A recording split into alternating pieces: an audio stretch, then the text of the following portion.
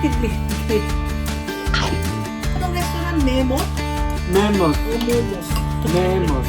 Masarap siya, no? Alam mo, dati doon ang Greek Cafe. Pag kami kasi kumakain, walang share-share. Ayan o, ang lalaki ng mga serve namin. Serving namin. Kaya tig-isa kami. Tig-isa pa yung ano. Isa po kami kung namin.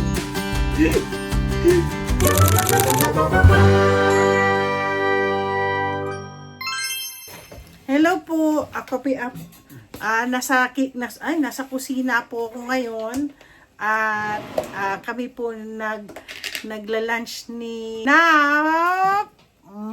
Hello! Kain po tayo! Alam niyo kung ano kinakain namin ngayon? Kinakain namin ngayon ay isang Mexican food.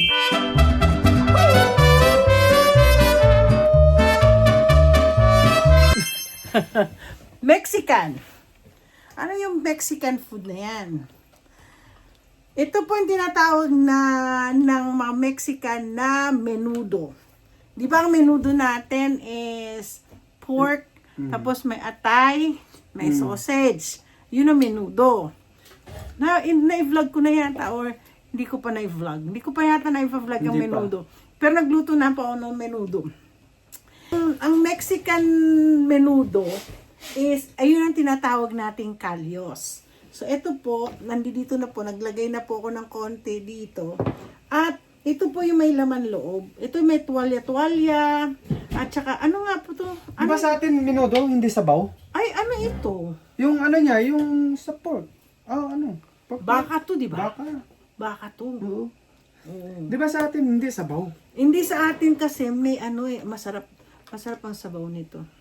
Ito po ino-order namin pag sa Mexican restaurant. Ito po yung meron silang tuwalya-tuwalya. Ito po, tuwalya-tuwalya. Ginaano ko yan. So iba rin yung ano, Super 5. Ano Super 5? Iba yung- naman yun? Ano Super 5? Tapos po, pag kumakain po kayo, ginaganyan. Makita na, magganyan muna ako. Naku, ang hang.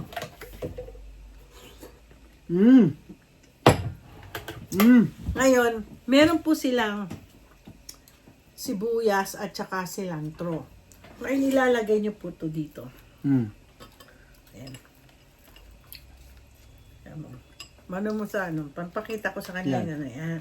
So, lalagyan nyo yung ito. Para kung kumain kayo niyan, magiging Mexican ka na rin. Mexicana. Magiging Mexicana. Pero meron sila dito kasi nilalagay. Ito yung, sa tingin ko ito yung mga paano? Yung, alam niyo yung mga pata-pata? Papata-pata. Iba yung ano niya, oh. Ay, naku, malaki siya. Okay. Ay. Ganito lang po kasi hindi po ako nagluto. Hindi ako nagluto kahapon. Dahil, as usual, wala ako.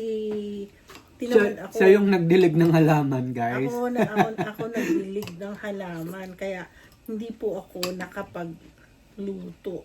Dapat chicken. Tingnan niyo po, to. Ano po to eh? Parang, yung litid-litid. Sarap, no? Tapos, binibigyan po kami ng rice. Spanish rice. Authentic talaga to kasi Mexican yung nagluluto nito. Paborito ni ano. Ano pangalan ng restaurant? Memos. O Momos? Memos. Masarap siya, no? Alam mo, dati doon ang Greek Cafe. Ito siya. Dating Greek Cafe yun. Tapos, Tribes. mayroong na Mexican restaurant na naman doon pero hindi nag-succeed. At least ito nag-succeed. Hindi siya maalat. Yung may iba na Mexican maalat. Masarap po siya. Kaya ang mukha ang ganda manghang. Alam niyo po mga Meksikano pag sila po kumakain. Alam nyo guys, Mahilig sila sa maanghang. pag kami kasi kumakain, walang share-share. Ayan no, ang lalaki ng mga serve namin. Serving namin. Kaya tig-isa kami. Tig-isa pa yung ano.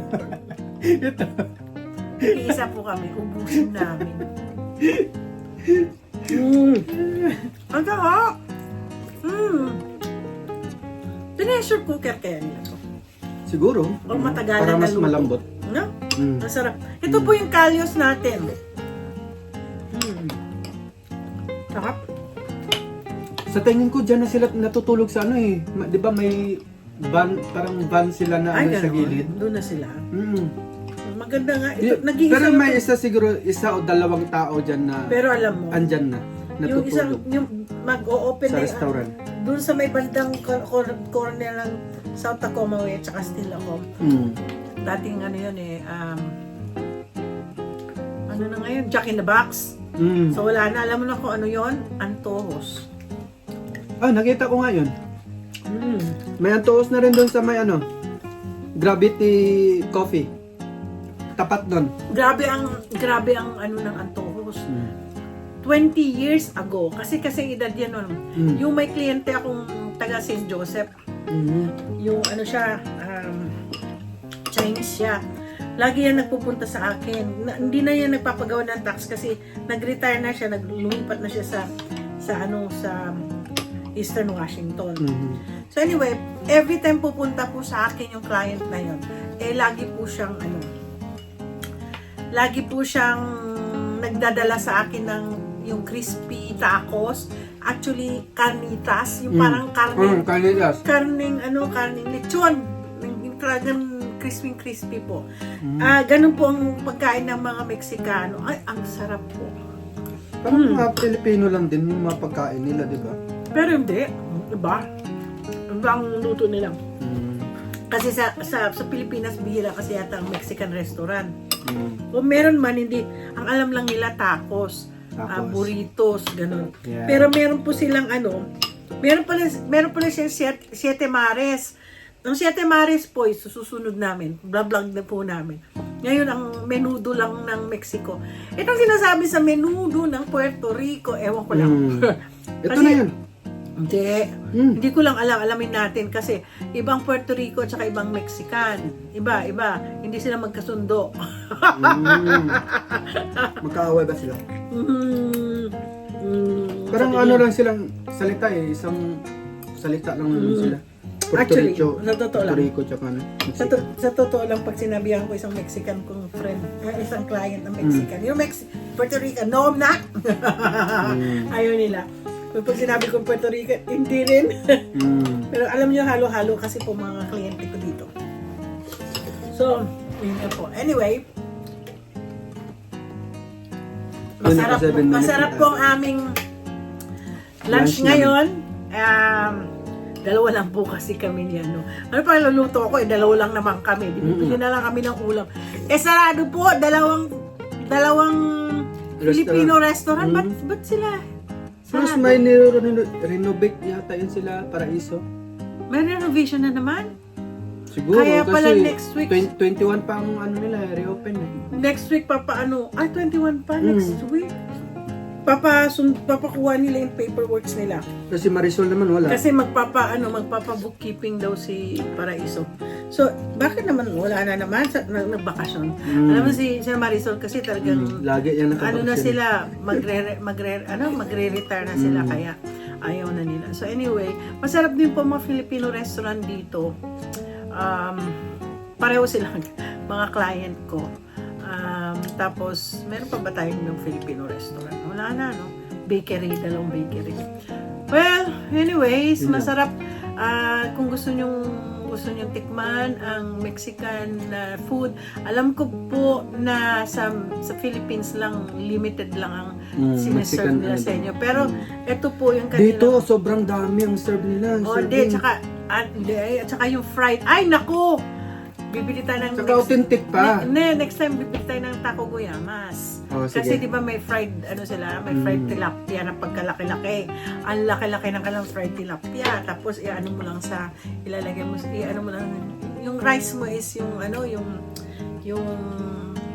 taco, hindi yung tortilla. So anyway, don't forget to like and subscribe. At sana po na-enjoy ninyo ang aming pagkain. Kaming dalawa ni Babush.